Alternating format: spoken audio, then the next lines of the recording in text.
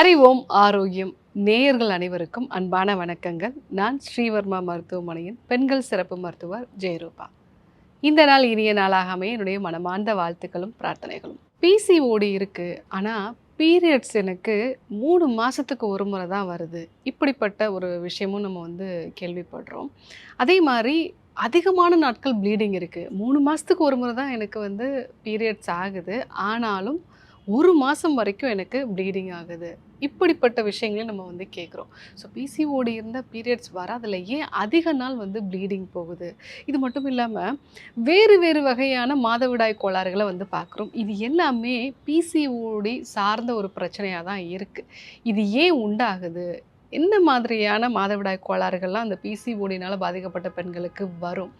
இதற்கான காரணங்கள் என்ன? இதை எப்படி சரி செய்கிறது? இதை பற்றி தான் நம்ம இன்னைக்கு பார்க்க போகிறோம். மாதத்தில் 2 வாட்டி பீரியட்ஸ் ஆகக்கூடிய நபர்களையும் பார்க்குறோம்.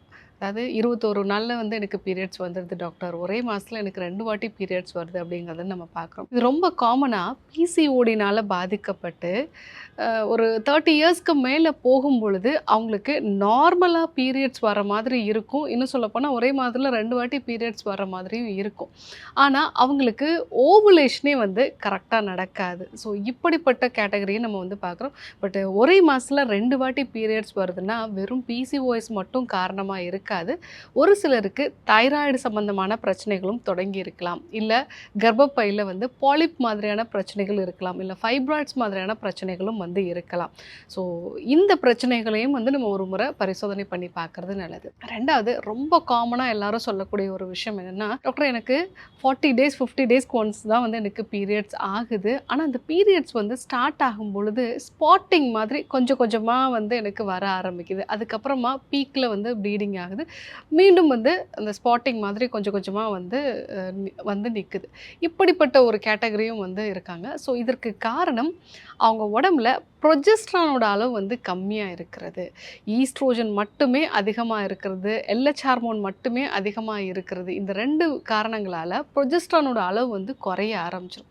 இதனால் உங்களுக்கு கரெக்டான டைமில் பீரியட்ஸ் வராது. அதுவும் ஸ்பாட்டிங் மாதிரியான பிரச்சனைகள் உங்களுக்கு வர ஆரம்பிக்கும். 3வது கேட்டகரி நம்ம பார்த்தோம்னா, இர்ரெகுலரான ஒரு பீரியட்ஸ் இருந்திருக்கும், அதுக்காக மாத்திரைகள் எடுத்திருப்பாங்க. அந்த மாத்திரைகளை எடுக்கும் பொழுது பீரியட்ஸ் கரெக்டாக ஆகும். மாத்திரைகளை நிறுத்தின பிறகு கூட ஒரு 2 மாதம் வரைக்கும் ஓரளவுக்கு நார்மலாக பீரியட்ஸ் வரும். அதுக்கப்புறமா அவங்களுக்கு பீரியட்ஸ் இர்ரெகுலர் ஆக ஆரம்பிக்கும். 3 மாதம் 4 மாதத்துக்கு ஒரு முறை வரக்கூடிய ஒரு நிலையும் இருக்கும். இப்படிப்பட்ட நிலை இருக்குது அப்படின்னாலுமே உங்களுக்கு பிசிஓடி இருக்கிறதுக்கு வாய்ப்புகள் இருக்குது. ஸோ மெயினாக உங்கள் உடம்புல இன்சுலின் ரெசிஸ்டன்ஸ் இருக்கிறது, இல்லை ஆண்ட்ரோஜன்கிற ஆண் தன்மைக்கான ஹார்மோன்ஸ் அதிகமாக இருக்கிறது, எல்ஹெச் ஹார்மோன் அதிகமாக இருக்கிறது, இந்த காரணங்களாலேயும் உங்களுக்கு அந்த பீரியட்ஸ் நீங்கள் எடுத்துகிட்டு இருந்த மாத்திரைகள் அப்போதைக்கு அந்த ஹார்மோன்ஸை உங்களுக்கு உடம்புல கொடுத்துருக்கும். ஆனால் உங்களோட இயல்பான அந்த இம்பேலன்ஸ் மீண்டும் வர்றதுனால உங்களுக்கு அந்த பிரச்சனை மீண்டும் வர ஆரம்பிக்கும். இன்னும் சில நபர்களெல்லாம் நம்ம பார்ப்போம், டாக்டர் எனக்கு பீரியட்ஸ் கரெக்டாக வந்துடுது, 30 டேஸில் எனக்கு கரெக்டாக வந்துடுது, ஆனால் ஒரு நாள் இல்லைன்னா 2 நாள் தான் டாக்டர் எனக்கு ப்ளீடிங் இருக்குது, ப்ளீடிங்கோட அளவு ரொம்ப கம்மியாக இருக்குது அப்படின்னு சொல்லுவாங்க. இதுவும் நம்ம இந்த 30+ இருக்கக்கூடிய பெண்கள்லாம் பார்க்கலாம். இதுவும் பிசிஓடியோட முக்கியமான சிம்டம் தான். ஏன்னா அவங்களோட பாடியில் ஈஸ்ட்ரோஜனும் அதிகமாக இருக்கும், அதே சமயத்தில் இந்த ப்ரொஜெஸ்ட்ரான் ரொம்ப கம்மியாக இருக்கிறதுனால ஓவுலேஷனே நடக்காமல் அவங்களுக்கு ப்ளீடிங் ஆகும். ஸோ அப்போது அந்த ப்ளீடிங்கோட அளவு ரொம்ப கம்மியாக இருக்கும். ஏஜிங் ப்ராசஸும் ரொம்ப ஃபாஸ்ட்டாக இருக்கும். ஸோ இந்த மாதிரியான கேட்டகரியும் நம்ம பார்க்குறோம்.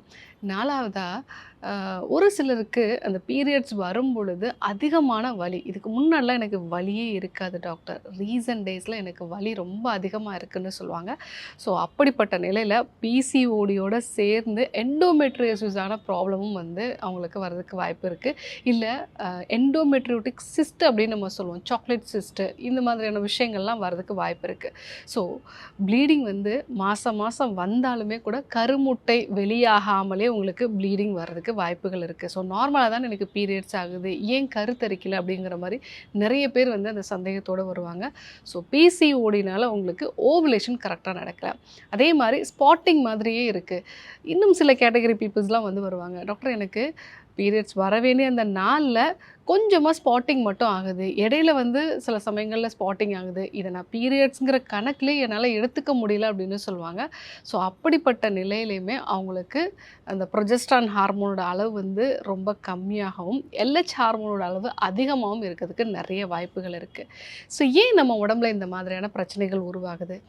நார்மலாக ஒரு பெண்ணுக்கு பீரியட்ஸ் வரும் பொழுது அவங்களுக்கு முதல் 14 நாட்கள் ஈஸ்ட்ரோஜன்கிற ஒரு ஹார்மோனோட ஆதிக்கம் தான் அதிகமாக இருக்கும். இதனோட வேலை என்ன?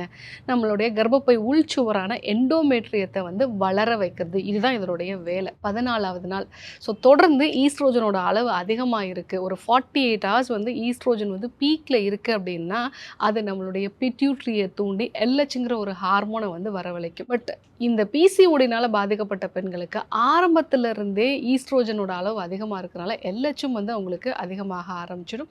ஸோ இதனால் அவங்களுக்கு ஓவுலேஷனே நடக்காது. ஓவுலேஷன் நடந்தால் தான் அந்த மீதி இருக்கக்கூடிய அந்த ஃபாலிக்கலில் இருந்து கார்பஸ் லூட்டியம் அப்படிங்கிற ஒரு விஷயம் ஃபார்ம் ஆகி ப்ரொஜெஸ்ட்ரான் ஹார்மோன் வரும்.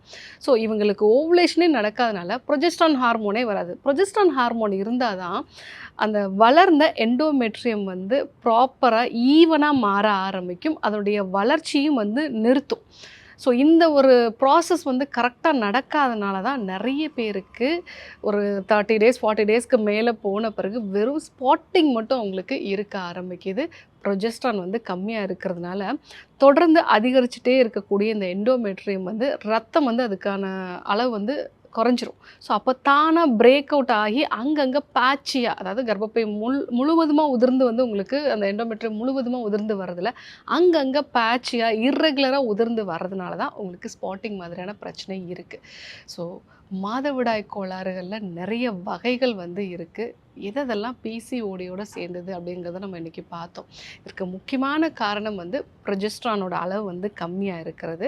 ஸோ ரூட் காஸ் என்னன்னு பார்த்தோன்னா இன்சுலினோட ரெசிஸ்டன்ஸ் அதிகமாக இருக்கிறது, இல்லை உடம்புல இன்ஃப்ளமேஷன் வந்து இருக்குது, இல்லை அதிகப்படியான மன அழுத்தத்தினால ஸ்ட்ரெஸ் ஹார்மோனான கார்டிசாலோட அளவு அதிகமாக இருக்குது. இதுதான் வந்து ரூட் காஸ். இதுக்கப்புறமா உங்களுக்கு ஈஸ்ட்ரோஜன் வந்து அதிகமாகுது, எல்ஹெச் ஹார்மோன் அதிகமாகிறது, எஃப்எஸ்ஹெச் ஹார்மோன் கம்மியாகிறது, இந்த மாதிரி நிறைய விஷயங்கள் இருக்கும். சில பேருக்கு இதனுடைய ஒரு சைடு எஃபெக்டாக தைராய்டில் ப்ராப்ளம் வர்றது, ப்ரொலாக்டின் ஹார்மோன் அதிகமாக வருது, இது எல்லாமே இதனோட சேர்ந்த ஒரு விஷயம் தான். இப்படிப்பட்ட நிலையில் நாம் பீரியட்ஸ் எனக்கு வரவே இல்லை, ஸோ ஹார்மோன் மாத்திரைகள் போடுறதுல நிறைய பக்க விளைவுகள் இருக்குங்கிறது எனக்கு தெரியும். ஸோ அப்படிப்பட்ட நிலைகளை நான் சொல்லக்கூடிய இந்த ஒரு டீயை வந்து நீங்கள் யூஸ் பண்ணலாம்.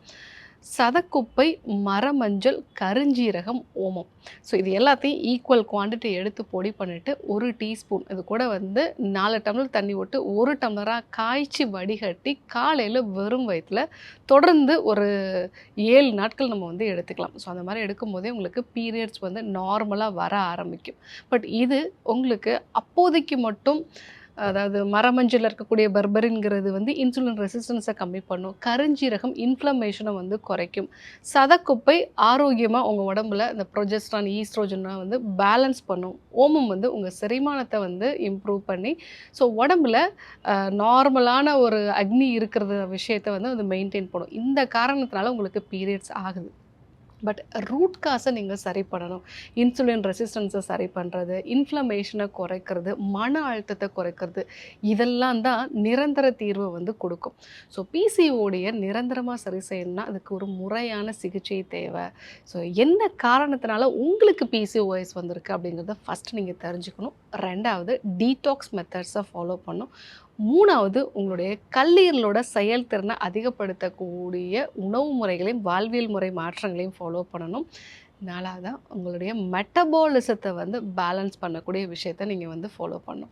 ஸோ மெட்டபாலிசம் அப்படிங்கிறது வளர்சிதை மாற்றம் கரெக்டாக இருந்தால் தான் வெயிட் குறையும், வெயிட் வந்து பேலன்ஸ்டாக இருக்கும். ஸோ இதற்கு யோகா பயிற்சிகளை வந்து நம்ம ஃபாலோ பண்ணணும். உங்கள் கர்ப்பப்பையை பலப்படுத்தக்கூடிய மூலிகைகள், ஓவுலேஷனை ப்ராப்பர் பண்ணக்கூடிய மூலிகைகள், இதெல்லாம் சேர்ந்து நீங்கள் எடுத்துக்கிட்டிங்கன்னா தான் பிசிஓடியிலேருந்து நிரந்தரமாக விடுபட முடியும்.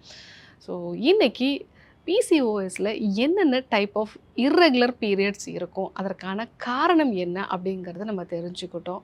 ஸோ நிறைய பேருக்கு எனக்கும் பிசிஓடி இருக்கு. ஆனா, எனக்கு அடிக்கடி வந்து ஸ்பாட்டிங் இருக்கு. எனக்கு பிசிஓடி இருக்கு. 3 மாசமா பீரியட்ஸ் வரல. அதுக்கப்புறம் 1 மாசம் வரைக்கும் பீரியட்ஸ் இருக்கு. இது எல்லாமே பிசிஓடி தானா? அப்படிங்கிற ஒரு சந்தேகம் நெறைய பேருக்கு இருந்திருக்கும். ஸோ, அது எல்லாமே இன்னைக்கு தெளிவா இருக்கும்னு நெனைக்கிறேன். ஸோ, பிசிஓடினால பாதிக்கப்பட்ட பெண்களுக்கு நம்ம சிகிச்சை முறைகள முறையா குடுத்தோம்னா, கண்டிப்பா அதுலேருந்து மீண்டு வர முடியும். ஸோ, இன்னைக்கு பிசிஓடிய பத்தி நெறைய விஷயங்கள் தெரிஞ்சுக்கிட்டோம். கண்டிப்பா ஃபாலோ பண்ணி பாருங்க. யாருக்கெல்லாம் இந்த விஷயம் தேவைப்படுமோ, அவங்களுக்கும் இத சொல்லுங்க. இதே போன்று ஒரு அற்புதமான தகவலோட உங்கள சந்திக்கிறேன். நன்றி, வணக்கம்.